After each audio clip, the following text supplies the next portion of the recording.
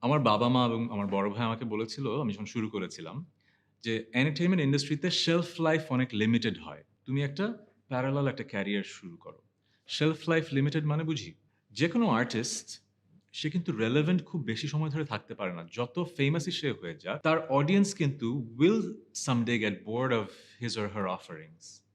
তাই না?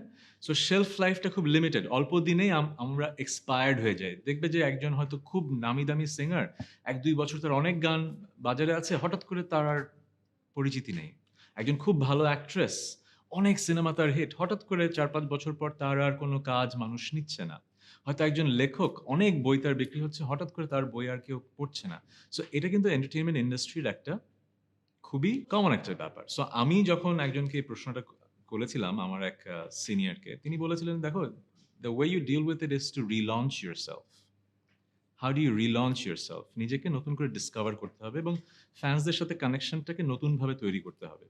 আমি একটা সময় শুধু গান লিখেছি, সুর করেছি, গেয়েছি। একটা সময় আমি অভিনয় করেছি। একটা সময় আরো কাজ করেছি এন্টারটেইনমেন্ট ইন্ডাস্ট্রিতে, যেটা হয়তো শুধু not limited to acting and singing, right? So আমার কাজটা ছিল to reinvent myself so that I stay relevant to my audience। যেন আমার অডিয়েন্স আমার কাছ থেকে প্রতিনিয়ত ভালো কিছু পায়। entertainment-টা যেন আমার কাছ থেকে বছরের বছর পায়। সো এই যে একটা কোয়েশ্চেন আমাকে কিন্তু একজন হেল্প করেছিল এটার অ্যান্সারটা দিয়ে। সত্য একটা কথা, রিলঞ্চ। নিজেকে রিলঞ্চ করা।